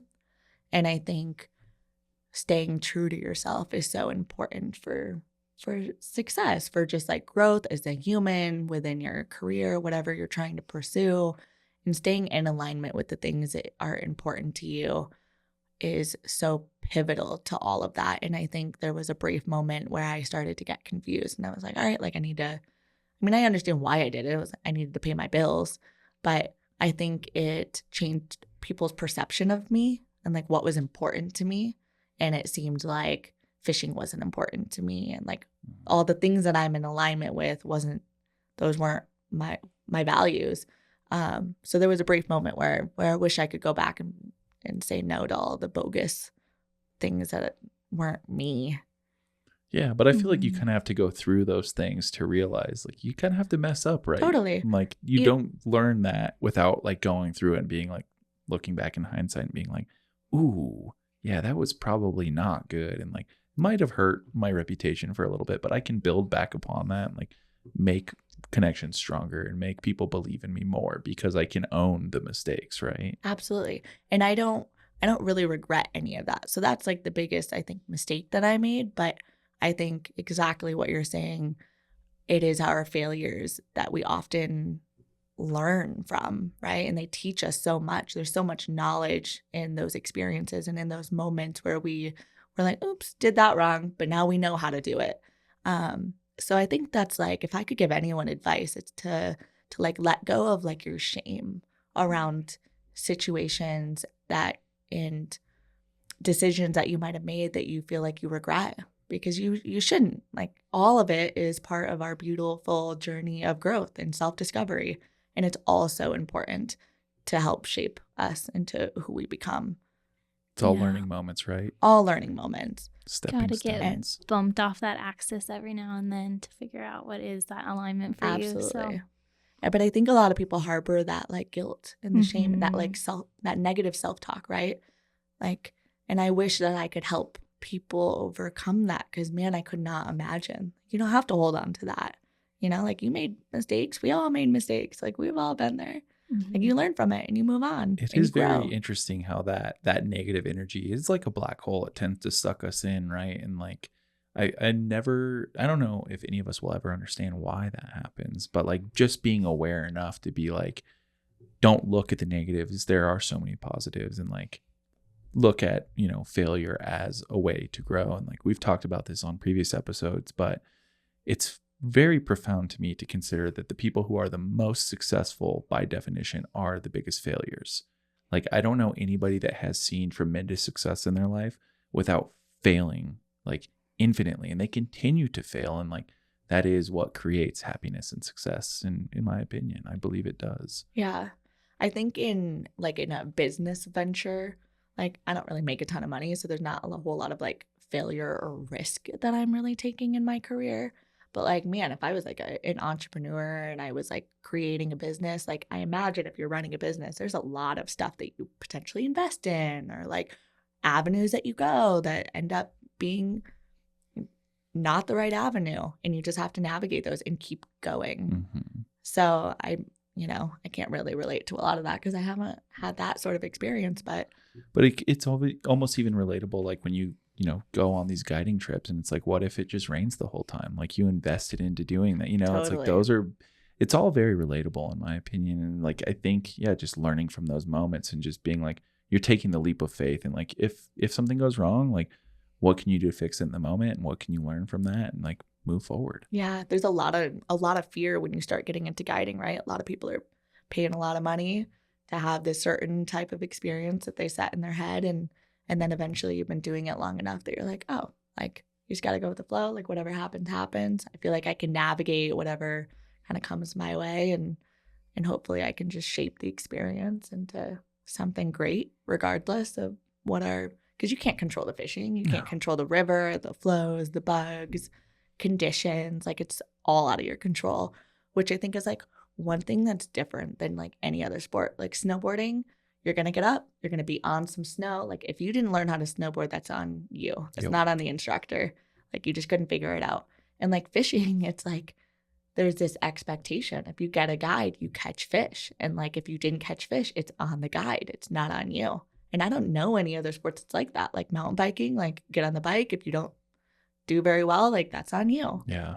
Fishing is the only thing that it's like all of this skill and knowledge and like the success of the day is the weight of that is on the person, is on the guide. Yeah, there's so many variables involved with it, which is crazy when you really start to break it down, like all the intricacies that have to go on. And again, I think it's very relatable to life. Like when people start putting like this something that's quantifiable, like control. Like you should be able to control the way the river's flowing. You should be able to control if the fish are biting. It's like, dude, I can't control anything. And going back to like Coulter throwing up in the car on the way to the airport, like you can't control that. Like there's so many things in life that are out of our control. So I love that that's like you've learned that along the way of like control really is an illusion, and like just kind of going with the flow is such a special thing. Yeah. I think that's like a beautiful full circle like moment in this conversation of like the lack of control that you experience out on the river and the lack of control that you can have in life, and the like the fact that like you can kind of form your own reality. Like you said, like you're gonna do the best that you can to just like create this beautiful experience for people when they're out there with you. And I feel like you are embodying that in your life too. And like bringing it back to the thing that you said about like people just, if you could just help people not experience the shame and the guilt that they do when something doesn't go right, or they lose that control and they feel that guilt on themselves, like it's almost like you are in control of letting that go. Like you don't have to feel that. And I think that's a beautiful message. So yeah, I know. How do we tell the world that so that they can all just like live in the life that they deserve to be living? Yeah. I guess we just keep talking about it. Yeah. I know. I think more conversations where we talk about things like that, you know, and like every time I go out, I try and have more conversations like this where it's like, dude, life is hard, but like the more you try and control it and the more you try and manipulate things that are so far out of your control that you don't even understand, like you're going to make it harder on yourself. So like kind of have that carefree attitude and show up and smile regardless of the situation. And yeah, that's a hard perspective shift to make, but once you do, it's like, wow, life is pretty cool, right? Like I opens feel like up so much. Sorry. Yeah, Go ahead. I feel like it's spot on with this podcast, like the scared of normal. Like I'm scared of normal, and anything that I can do, or like wisdom or nuggets that I can live my life carefree without expectation, and I can travel and like roam and like not fit into this mold that like society, I feel like, shapes us into like believing or thinking, like be filled with guilt and shame and regret that decision and don't do that and be scared of this. And it's like, I'm so scared of all those things. And I had a conversation with my partner, and he's like, we have a baby now, we need to grow up. And I'm like, no, I don't. I have grown up. I feel like I know what I want. I know the life that I want. I know what I value, and like what I want to share with him, and what I want that to look like. And that might look different than everybody else's normal. And I'm okay with that. Like, I don't want to be normal. I don't want to live a normal 9 to 5, like white picket house fence lifestyle. Like that is just not for me. Yeah. And that, you know, and not to say that's not for other people. And that's the beauty of life, right? Like that might be the thing that you're into, but it goes back to, why do you want it? What is the intention behind what you're doing? And if you don't have that, if you're just kind of going with the flow, your chances are you're going to kind of get to the end of the road and look back and be like, wow, I wish I would have done all the things that I wanted to do because I'm kind of bummed out now. And so everybody's normal looks different, right? Yeah, so certainly. Like that might be, so everything I just said, like that might be somebody else's dream, and that is okay for them. And like all three of us are sitting here, like my dream is totally going to look different than like your guys' dream. And that's the beauty of all of it. So none of it has to look the same. And I think sometimes there's this like vision that we need this certain style of life in order to be deemed as successful or like happy, or like, yeah, okay, awesome, you did it. And like, no, like we all have different paths and journeys, and like it's gonna look different for everyone. Yeah, if you're not pursuing the traditional American dream, like totally, it sometimes seems like when you do have conversations with people that if you're not pursuing that your dreams or your ideas or your successes are dismissed, and those are hard things too. And it's like my biggest thing, especially the older I get, I feel like trying to respect everything everybody's doing if they're excited about it. If you're excited about doing something that maybe I think is lame, I don't think it's lame, because if you're excited about it, I think it's the coolest thing in the world. And I think if we had that respect for everybody, like if your dream is the normal 9 to 5 and you're so excited about that and you love that, then 2 thumbs up. I am so excited for you. But if you want to climb Mount Everest naked on your hands, then I'm so excited for you. Like, I do not care, but if you have intention and you have a why, like, I think that having respect for that is very important, right? Oh, the respect. That's so. Yeah. And it doesn't have to be That's something you're huge. interested in. Like, and I think that that's a really important thing. It's like, we're all seeking the same thing in life, I believe, and that's happiness. And so if something makes somebody else happy, it's like, dude, go for it. Like, that makes me happy that you're happy. That's so huge. I think it's like, I have such a hard time understanding why that's so challenging. Mhm. Sometimes, like, why can't we be happy for each other and each other's successes Yeah. and accomplishments and dreams and visions? And like, I don't have to like what you're doing to support and like love you as a person. Yep. Yeah, let's clap for other people. Exactly. You know? Let's bring other people up. So I think that's really cool. I think we'd be doing you a massive disservice if we didn't talk about something that I know you're wildly passionate about, and that is conserving and protecting the environment. So I would love to get into that before we start wrapping this episode up. So where did your passion for that start? I think it really, to be honest, probably started shortly after Coulter. Like, I've always been passionate about like protecting our planet and the resources we have, especially because my livelihood is so dependent on the state of our rivers. And every year they're fluctuating so drastically. So like every season I've noticed like my summer is really short, and that's my window to typically make money. And when you don't have a river that you can guide out of and the water's too hot and the fish are dying and you're floating down the river and there's all these dead fish, it's like, okay, well, what can we do to have a positive impact on this? So I think ever since I've been guiding, there's been a conscious decision that I need to be mindful. I need to make better decisions. And now that I have Coulter, it's like, oh shit, like, what am I doing? Like, I really need to be protecting this. Because it's not just about me in my next guiding season and being able to like go take people fishing and hopefully have a decent season. It's like, well, he's 9 months. So if I want him to be able to fish, trout rivers, and like be able to have these experiences that I'm having, this river needs to sustain itself for the next like 15 years. And then like after that, the next 20 years, 30 years, like I want him to be able to enjoy all these things that I'm enjoying. So now it's been even more important to me to become more educated. And the more educated I become, the more I can raise awareness and I can educate other people.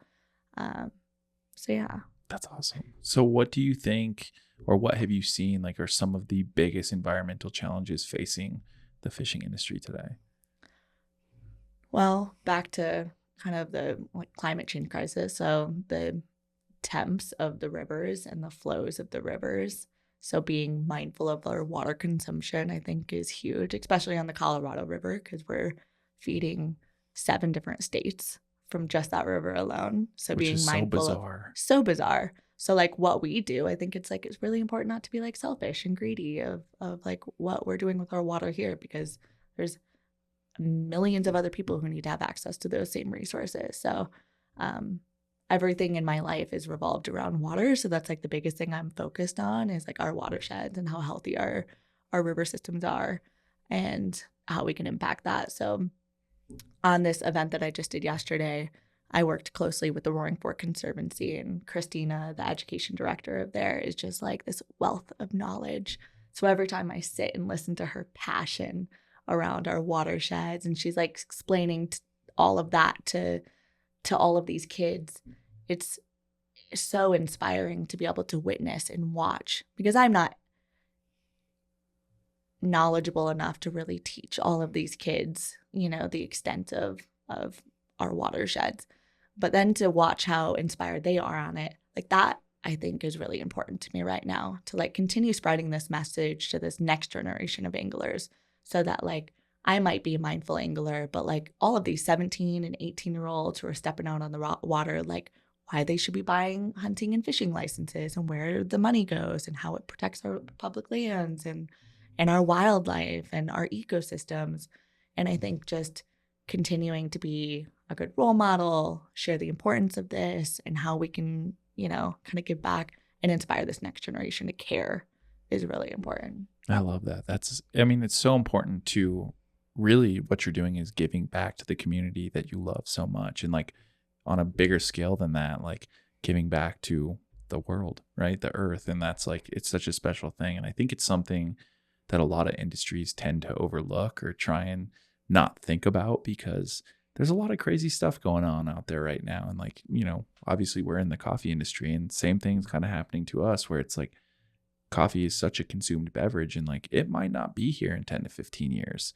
And so like being aware of that, it's like, what can we do to make an impact that's going to be positive and make sure that people who are in future generations can enjoy the things the same way that we get to? Because right now, like, we are very spoiled, right? And like, yeah, it pains me to think that other people might not get to enjoy the world the way that we get to. So yeah, I appreciate you stepping up and trying to make an impact in that world, or not trying to, making an impact in that world. It's incredible. I think one of the things really quick I just wanted to touch on is that it's really important to remind people that, like, even though there's not these like huge things that we can probably contribute to like stop all of these bad things that are happening, I think it's just important to be mindful. Mm-hmm. And if that was something that we could reiterate, like, just watch how much plastic you're using, and like watch where you're getting your groceries and your food, and like who you're supporting, and like all of these like clothing companies. Do you really need all this like new stuff all the time? And like just being mindful, like, what is this impact that you have? Because we all have impact on this planet. And if we want to continue to protect and preserve this beautiful place that we call home, like, just look around and be mindful of what you're doing in your day-to-day life. It's as simple as that. You don't have to go out and like do all this big stuff. You just need to be like, all this little stuff adds up to something big. It comes back to the intentionality, right? And I love that you touched on like who you're supporting. And I think one of the most impactful things that we can do as a society to, try and prepare ourselves a little bit more, like prevent some of the crazy things going on with climate change, and like kind of fight back against some of the corporations that are perpetuating it. It's like we need to vote with our dollar. So being aware of who we're supporting and how we're supporting them. And exactly, a lot of that I think comes back to like, supporting more local people that, create with intention, and being a lot more aware than like, I'm just going to go to the grocery store and spend all this money on single-use plastics that just go into the river or go into the ocean and, go back to like the can again. It's like, it's obviously one of your partners, but like think about any business that cans beverages, like buy, Liquid Death. That's another great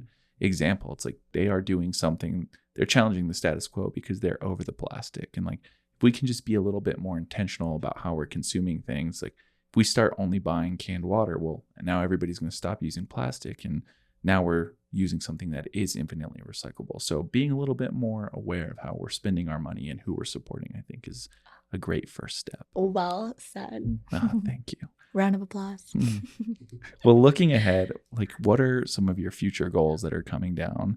What are you aiming to do in the next few months or years or weeks, for that matter? So it's wild. I feel like this chapter of my life is just crazy busy. Like, not only with motherhood, but all of a sudden all these like opportunities, which I feel like when you're in alignment and you've got like, you're putting out that energy, it like come back. It like the universe is like, oh, you're ready for this. Like, all right, I'm going to send it all your way. So this year, my biggest project is I'm hoping to tell my story and do a short film and submit it to a handful of film festivals that I align with. And right now we're still in like the fundraising process. And if it works out, it was supposed to. And if it doesn't, it doesn't. But that's like my biggest goal, project, venture this year. And along with like additional hosted trips and organizing hosted trips for mamas and their kiddos. So like that's another big project for me. Is that like, a thing that exists right now? It is not, but it needs to be. That's beautiful. I love that. So my hope is to create international trips. So where I can encourage moms to bring their kids, and we've got kind of maybe like a little circle where like some women go out, some stay with the kids, and like, vice versa other days. So still figuring out all the details, but I want to be able to like hold space for them and be like, all right, like we're doing this together. It'll be chaos, but it'll be chaos together. And hopefully just give them like support and community around that, and encouragement to go and do something, similar to those experiences. So that'll be really fun. And then fishing and guiding, I'm going to ramp that up here soon as our runoff is over, which is, I think we've got a good strong runoff. We've had it was freaking hailing today. Yeah. So I mean, it's raining. I think It's I so can hear the crazy. rain. I keep hearing like bursts of rain going through. So yeah, it's No crazy. complaints. Yeah, No it's awesome that the moisture keeps falling. I know. And then you touched on a children's book that you're Yeah. writing. So Yeah. when are you expecting to put that out? And we're doing the finishing touches right now, and then I'll send it over to production. So Awesome. see. Where can Fingers people crossed. find that? I don't know yet. I've got to pitch it to a couple retail spaces, but right now it'll be on my website. So as soon as it launches, the first place will be ShyanneOrvis.com. Beautiful. I Yeah. can't wait to check Amazing. that out. Thank you. We'll buy a copy for our future collaboration that we'll be I'll working on send you soon. one. I'll put a little autograph in Yeah, there. I to need the it future signed Cupid. for sure. Heck yeah. Well, do you have any parting motivating words for the people listening? I mean, you've shared so many incredible stories and perspectives so far, but if you could leave the people with one impactful thing, what would it be? So much pressure on that. With one. The bombshell. I know. I don't know if I can come up with something like that profound at the end of such a beautiful conversation. But I do want to express a lot of gratitude for today and for this conversation, for holding space for me, because I got a little emotional. And I am immensely grateful for you guys. And you guys are just such beautiful souls. And I am so excited for you Oh, and your journey and all your accomplishments and your new venture Thank you. and the year that you deserve Mm, for thank you. yourself. Thank So, you. That yeah, I means a want to lot. I want to you. thank you as well, from the excitement to the emotion. Like, this has been such a beautiful episode, and from following you for probably 15 years on the internet, like, it's crazy that our paths never actually crossed, but it's been truly inspirational to watch you be as authentic and just genuine as you have been along the way. And so it's very inspirational. So I want to thank you for continuing to show up as yourself and, pursuing your dreams and making it happen. So Thank you. I really appreciate it. And thank you so much for making the trek down here to make this episode happen. This has been absolutely beautiful. And I look forward to hanging out a lot more. I think it's going to be a lot of fun. So yeah, with that being said, thank you guys so much for listening. If you're enjoying these episodes on YouTube, please like and subscribe. And if you're listening to them on Spotify, Apple, or Amazon, please leave us a review. It definitely helps get the word out, and it helps allow us continue to make this project rolling. Thanks for being a part of the Traction family. We'll catch you on the next one. Keep being scared normal forever.